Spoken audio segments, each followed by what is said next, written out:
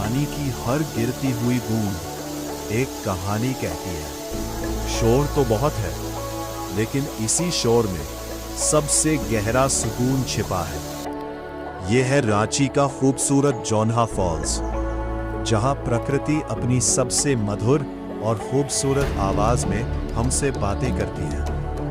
रांची शहर से लगभग 40 किलोमीटर की दूरी पर स्थित इस खूबसूरत जगह तक आप बाइक, कार या बस से आसानी से पहुंच सकते हैं।